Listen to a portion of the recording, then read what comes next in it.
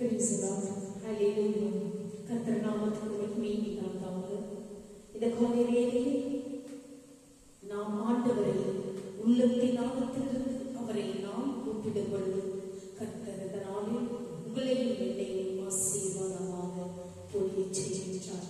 இந்த நவம்பர் மாதம் 17ஆம் தேதி கர்த்தர் நம்மை வைத்ததற்காக நன்றி செலுத்தி அவரை நாம் நன்றியோடு ஆராதித்து துதித்து மகிழ்ந்து பாடும் பொழுது கர்த்தர் அவருடைய அழகான கண்களால் நம்மை பார்த்து நம் தேவைகளை அறிந்து நம்முடைய பிரச்சனைகள் ஒவ்வொன்றும் அவர் இரட்டிப்பாக நமக்கு விளங்க பண்ணுவார். ஒவ்வொரு பிரச்சனைகளுக்கும் அவர் இரட்டிப்பாக கொடுப்பவர் கர்த்தர் ஒருவரே.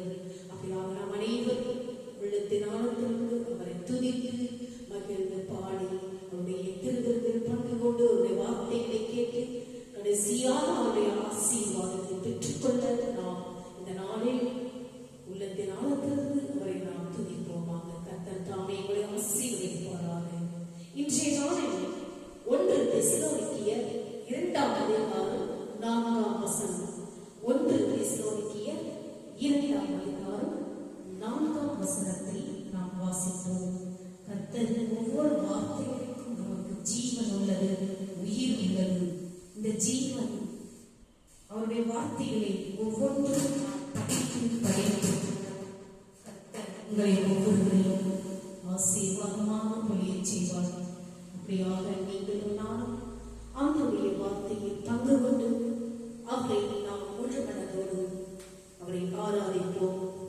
இந்த 1 தெசலோனிக்கேயர் 2ஆம் அதிகாரம் 4ஆம் வசனத்தில் சுவிசேஷத்தை எங்களிடத்தில் ஒப்புவிக்கத்தக்கதால் தேவன் எங்களை உத்தமர் என்று எண்ணியபடியே நாங்கள்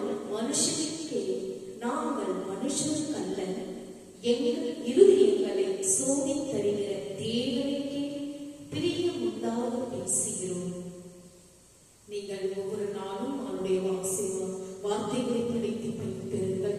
இந்த 1 தெசலோனிக்கேயர் 2ஆம் அதிகாரம் 4ஆம் வசனம் இப்படியாக நாம் பார்க்கும் பொழுது நாம் தேவனால் தேர்ந்தெடுக்கப்பட்ட அங்கீகரிக்கப்பட்டிருக்கின்றோம். நாம் கர்த்தரால் தேர்ந்தெடுக்கப்பட்ட அங்கீகரிக்கப்பட்டிருக்கின்றோம். தேவன் தம்முடைய நற்செய்தியை உலகெங்கும் எடுத்துச் செல்ல நம்மை தேர்ந்தெடுத்து அங்கீகரித்திருக்கிறார். இது நாம் சம்பாதிக்கும் ஒரு தகுதி அல்ல. தேவன் தமது கருணையினால் அருளும் ஒரு பொறுப்பாகும். தேவனுடைய நற்செய்தி நம்மிடம் ஒப்படைக்கப்பட்டிருக்கிறது. ஆண்டவருடைய வார்த்தை நம்மிடம் ஒப்படைக்கப்பட்டிருக்கிறது. இயேசுவை பற்றிய நற்செய்தியை உலகெங்கும் நாம் கொண்டு செல்வோம் என்று தேவன் எதிர்பார்க்கிறார். கர்த்தர் எதிர்பார்த்து கொண்டிருக்கிறார். வார்த்தைகளை உலகெங்கும் நம்முடைய ஆண்டவருடைய வார்த்தைகளை உலகெங்கும் பரப்ப அவர் நமக்காக எதிர்பார்த்து கொண்டிருக்கின்றார். இது நித்திய வாழ்வை பற்றிய ஒரு சத்தியமான செய்தி. இது அக்கறையுடனும் நேர்மையுடனும் செய்யப்பட வேண்டும். தேவன் நம் இதயங்களை அறிந்திருக்கிறார். தேவன் நம் செயல்களை மட்டும் பார்க்காமல் அவர் நம் இருதயங்களை ஆராய்கிறார்.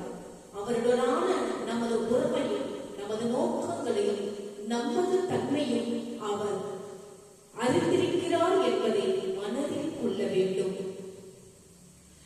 தேவனை பிரியப்படுத்தும்படி நாம் வாழ வேண்டும். நமது நோக்கம் தேவனை பிரியப்படுத்துவதே தவிர மக்களை பிரியப்படுத்துவதாக இருக்கக்கூடாது. இந்த அழைப்பு சவாலானதாக இருந்தாலும் தேவனுடைய விருப்பத்திற்கும் எதிர்பார்ப்பிற்கும் முன்னுரிமை கொடுக்க வேண்டும் என்று இந்த 1 தெசலோனிக்கேயர் 2ஆம் அதிகாரம் 4ஆம் வசனத்தில் அந்த வார்த்தைகளுக்கு இவ்வளவு அர்த்தங்கள் இருக்கின்றன. நம் அனைவரும் அப்படி நாம் ஆண்டவரை நோக்கி உள்ளத்தின் ஆழத்திலிருந்து நாம் கூப்பிடுவோம். தேவன் நம் இதயங்களை அறிந்திருக்கிறார். தேவன் நம் செயல்களை மட்டும் பார்க்காமல் அவர் நம் இருதயங்களை ஆராய்ந்து அறிகிறார். அவருடனான நமது உறவுகள் நமது நோக்கங்களையும் நமது தன்மையும் அவர் அறிந்திருக்கிறார் என்பதை மனதில் கொள்ள வேண்டும். அப்படியாக நாம் அனைவரும் கர்த்தரை நோக்கி ஜெபிப்போம். அன்புள்ள ஆண்டவரே, பரலோக பிதாவே, உமது வெளியேற பெற்ற நற்செய்தியை எங்களிடம் ஒப்புவிக்கும் அளவு எங்களை நம்புவதற்காக உமக்கு ஸ்தோத்திரம். ஜனங்களை அல்ல, உம்மை மட்டுமே பிரியப்படுத்தி வாழ எங்களுக்கு உதவி செய்யும்.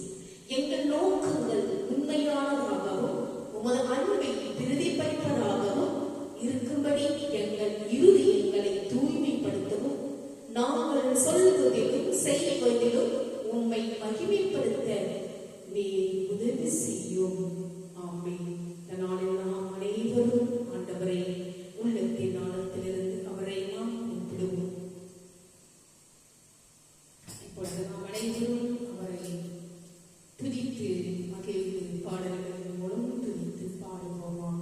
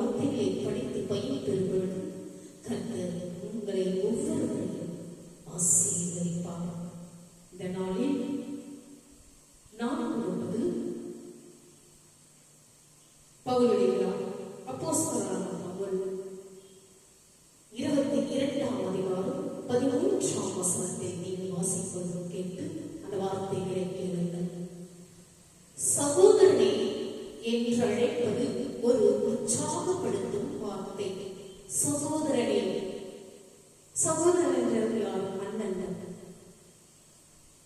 சகோதரனே உற்சாகப்படுத்தும் வார்த்தை. நம்முடைய குடும்பங்களில் நம்முடைய சகோதரர்கள் அண்ணன்களை நாம் அழைக்கும் போது நமக்கு அண்ணா என்று நாம் கூப்பிடுவது அதில் ஒரு உற்சாகம் இருக்கும். நாம் கூப்பிடுவது மட்டுமல்ல, அவர்கள் கேட்பதும் கூட அவர்களுக்கு அந்த மகிழ்ச்சி இருக்கும். அப்படியாகத்தான் அப்போஸ்தலனாகிய பவுலடிகளார் சகோதரனே என்று அழைப்பது ஒரு உற்சாகப்படுத்தும் வார்த்தை என்றார். என்னிடத்தில் வந்து நின்று சகோதரனாகிய சவுலே பார்வை அடைவாயாக என்றார். அந்நேரமே நான் பார்வை அடைந்து அவனை ஏறிட்டு பார்த்தேன். கிறிஸ்துவை உடையவர்கள் மனித அறிவினால் அல்ல, அவர்கள் தேவ ஆவியினால் நடத்தப்படுபவர்கள். தேவன் ஒருவனை கிறிஸ்தவனாக அழைக்கும் போது நாம் அவருடைய கடந்த கால வாழ்க்கை மற்றும் வரலாற்றை பார்க்க கூடாது. மாறாக அவர்கள் கிறிஸ்துவின் அன்பையும் தேவனுடைய வார்த்தையையும் ருசிக்கும்படி அவர்களை நாம் ஏற்றுக்கொள்ள வேண்டும் என்று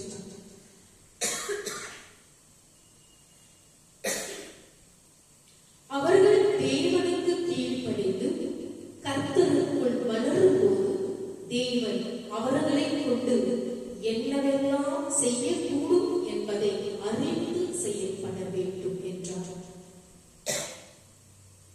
கர்த்தருடைய நோக்கத்தை அநேக நேரங்களில் நாம் அறிந்திருந்த போதிலும் அதை செயல்படுத்த முடியாமல் நாம் பயத்தினால் தடுமாறுகிறோம். ஆனால் அனனியாவோ தன் மனதில் உள்ளதை, தன் தயக்கத்தை, தன் பயத்தை நேரடியாகவே கர்த்தரிடம் எடுத்துக் கூற தயங்கவில்லை. அவன் எதையும் மறைக்கவில்லை. ஆண்டவரிடம் தன் மனதில் உள்ள ஐயப்பாடுகளை பேசி போக்குவது தனக்கு அளிக்கப்பட்ட தனி சுதந்திரம் என உணர்ந்திருந்தான். ஆனபடியால் கர்த்தர் அவனுடன் பேசி காரியங்களை விளங்க வைத்த போது உடனே அதை செயல்முறைப்படுத்தினான். ஆண்டவராகிய இயேசு கிறிஸ்து சவுலின் சரீர கண்களை திறப்பதற்காக மாத்திரம் தன்னை அனுப்பவில்லை என்பதை உணர்ந்திருந்தான் சவுலன். மன்னிப்பின் நிச்சயம், கர்த்தருடன் ஏற்பட்ட சமாதானத்தை உணர்தல், பரிசுத்த ஆவியானவரின் நிறைவு, ஊழிய அழைப்பு மற்றும் தேவ அன்பில் வளருதல் போன்ற ஆவிக்குரிய ஆசீர்வாதங்களை பெற்றுக் கொள்வது அவசியமாயிருந்தது. கர்த்தருடைய கட்டளைப்படி சவுல் இருந்த இடத்திற்கு சென்று அனனியா சகோதரனாகிய சவுலிடம் பார்வை அடைவாயாக என்று சொல்லி கிறிஸ்துவின் அன்புடன் அவனை ஏற்றுக்கொண்டான். யார் கிறிஸ்துவ மதத்தை அடியோடு அழிக்க நினைத்தானோ, யார் கிறிஸ்துவ மதத்தை பின்பற்றுபவர்களை சிறையில் அடைக்க முயன்றானோ அவனை இயேசுவுக்காக வாழ முடிவு செய்தான். காயப்பட்டிருந்தவனை காயப்படுத்த இருந்தவனுக்கு அற்புதம் கிடைக்க செய்தான். கைதாக வேண்டிய ஒரு மனிதனை கொண்டு கைது பண்ண வந்த மனிதனை சந்தித்து தேவன் உயிர் வீழ்ச்சி அடைய செய்தார். இயேசு கிறிஸ்துவின் தெய்வீக ஆலோசனையின்படி அனனியா பவுலை சந்திக்க வந்தான். சகோதரனே, பார்வையடைவாயாக என்று அனனியா சொன்ன அந்நேரமே பவுல் ஆவிக்குரிய ரீதியிலும் சரீர பிரகாரமாகவும் பார்வையை பெற்றுக் கொண்டான். அற்புதம் உடனடியாக நடைபெற்றது. கர்த்தருடைய வார்த்தைகளோடு வல்லமையும் புறப்பட்டு வந்தது. அவன் பார்வை அடைந்தவுடன் அனனியாவை ஏறிட்டு பார்த்தான். சகோதரன் தனக்கு சொல்லப்படுகிற ஆலோசனைகளை கேட்பதற்காக அவனை ஏறிட்டு பார்த்தான். கர்த்தர் சாதாரண விசுவாசிகளாகிய நம்மையும் பயன்படுத்துவதற்கு இந்த கடைசி நாட்களில் ஆழ்த்தமாக இருக்கிறார். நம்மை கீழ்ப்படிதலுடன் அவருக்கு ஒப்புக் கொடுக்கும் போது நம்மை கொண்டும் அவர் பெரிய காரியங்களை செய்து முடிப்பார். உண்மை தத்துவமும் கீழ்ப்படிதலும் உள்ள சிந்தையும் இயேசுவை பின்பற்றுகிற சீசத்துவமும் நமக்கு இருக்குமானால் கர்த்தருடைய கண்கள் நம்மை நோக்குவதற்கு வேறெந்த தகுதியும் தராதரமும் அவசியமே இல்லை.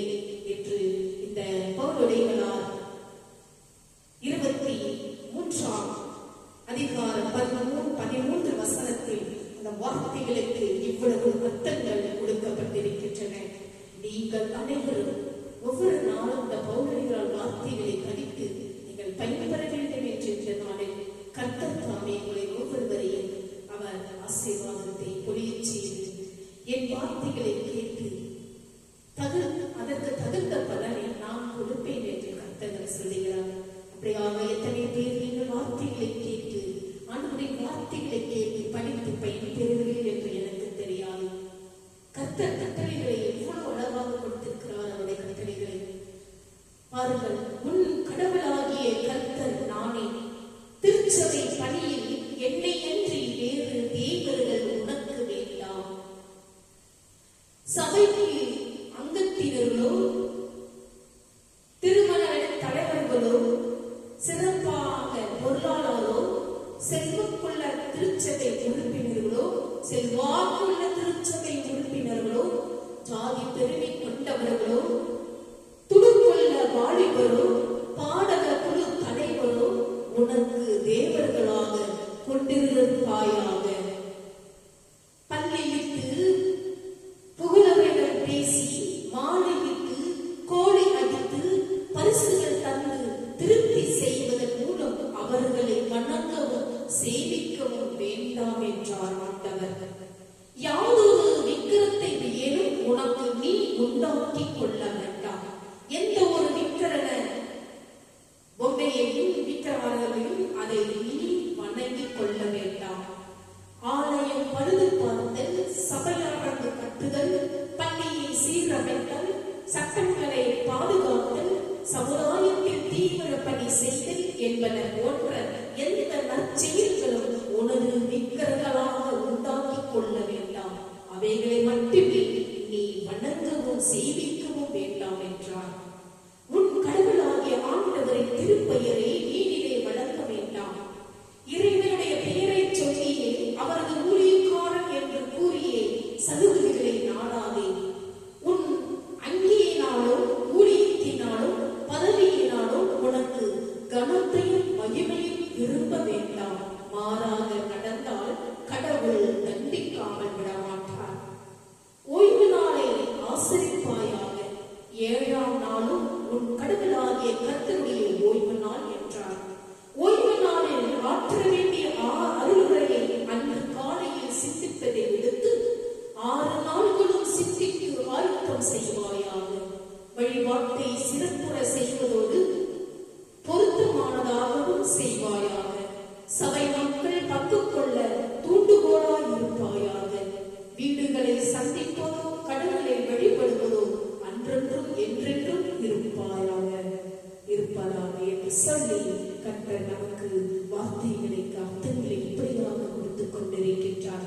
அப்படியாக நாம் உள்ளத்தின் ஆழத்திலிருந்து அவரை ஒவ்வொரு நாளும் துதித்து மகிழ்ந்து பாடும் பொழுது அவருடைய வார்த்தைகளை கொடுக்கும் பொழுது கர்த்தர் உங்களை ஒவ்வொருவரையும் ஆசீர்வதிப்பாராக.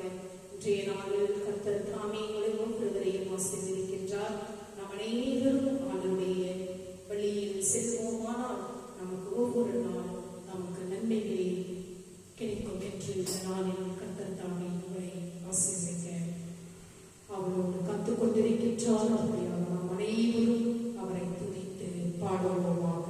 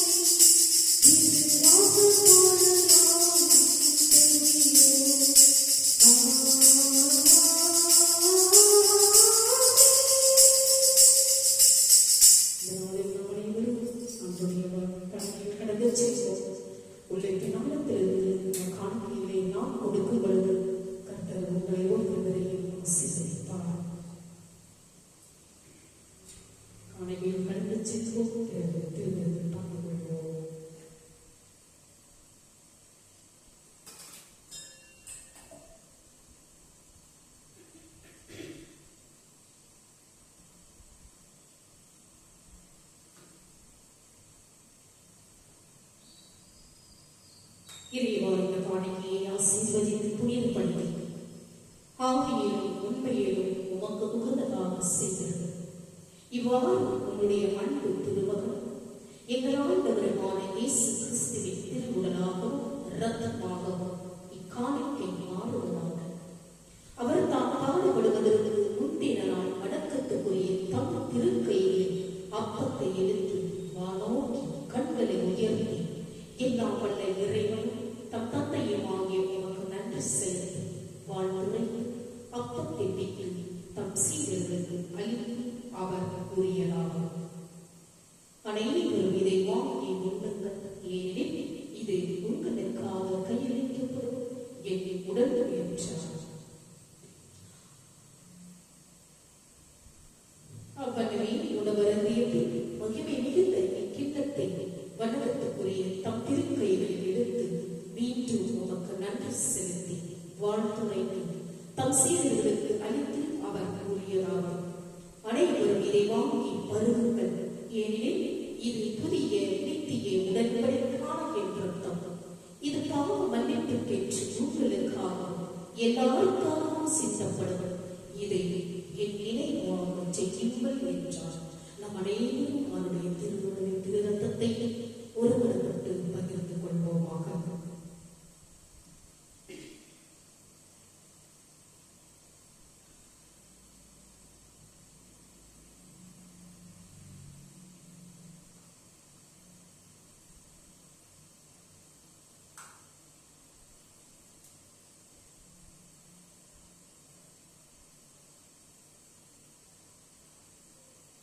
ஒரு நிமிடம் கண்களை மூடி நாம் ஆண்டவருடைய சமூகத்தில் நின்று நாம் அவரை நோக்கி ஜெபிப்போமாக.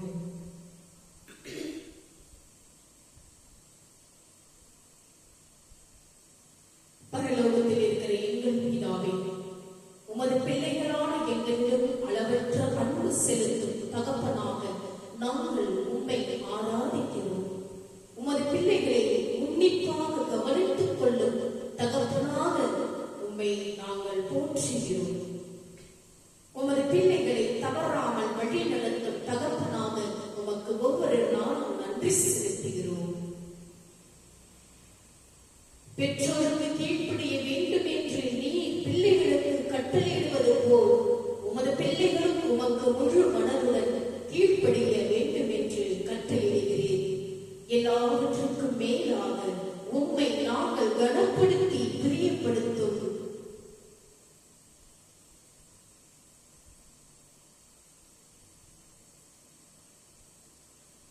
வேண்டும் என்று நாங்கள் ஒவ்வொரு நாளும் உம்மை நோக்கி நாங்கள் கீழ்ப்படிய எங்களுக்கு நீர் அந்த கிருபையை தாரும். உமது பிள்ளைகளும் உமது முழு மனதுடன் கீழ்ப்படிய வேண்டும் என்று கட்டளையிடுகிறேன். எல்லாவற்றுக்கு மேலாக உம்மை நாங்கள் ஒவ்வொரு நாளும் நோக்கி ஜெபிக்க விவேகமான முடிவுகளை நாங்கள் எடுக்க விரும்புகிறோம். உம்மை போற்றுகிறோம் தேவனே. என் அன்புள்ள கர்த்தாவே, இன்றைய வேத வசனம் தனிநபர்களின் முந்தைய பாவங்களை பொருட்படுத்தாமல் தெய்வீகம் தெரிந்து கொள்ளுதலை நோக்கத்தின் ஆழமான முக்கியத்துவத்தையும் வெளிப்படுத்துகிறது. சவுலின் கடந்த கால செயல்களை பற்றிய பயமும் சந்தேகங்களும் இருந்தாலும் தேவனின் அழைப்புக்கு கீழ்ப்படிவதன் முக்கியத்துவத்தை அனனியாவின் பணி அடிக்கோடிட்டு காட்டுகிறது.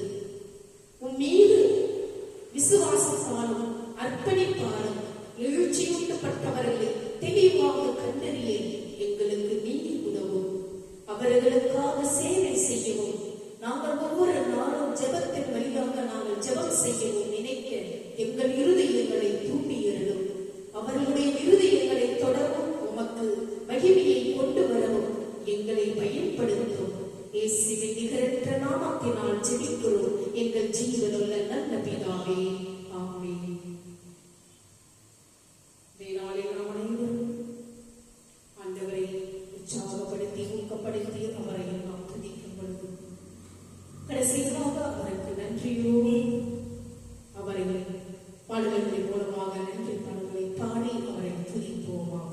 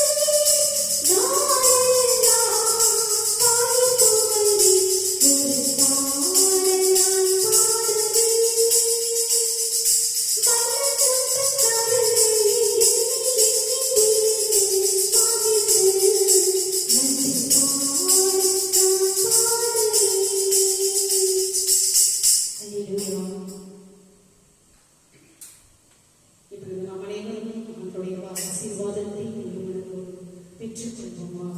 தலை வணங்கி உடைய ஆசீர்வாதத்தை பெறுவோமாக. நம்முடைய ஆண்டவராகிய இயேசு கிறிஸ்துவின் கிருபையும் பிதாவினுடைய அன்பும் பரிசுத்த ஆவியினுடைய அன்புடைய ஐக்கியமும் நம்மோடும் நம்முடைய குடும்பத்தோடும் யாரெல்லாம் இந்த யூடியூப் சேனலை பார்த்துக் கொண்டிருக்கிறார்களோ ஆண்டவருடைய வெளிச்சமானது உங்கள் மேல் பிரகாசமடையத்தக்கதாகவும் ஆண்டவர் வருமற்றும் உங்கள் மேல் சந்தோஷம் சமாதானம் என்றென்றும் நிலைத்திருப்பதாக. ஆமென். May God bless you. ஆண்டவர் உங்களை ஒவ்வொருவரையும் ஆசீர்வதிப்பாராக.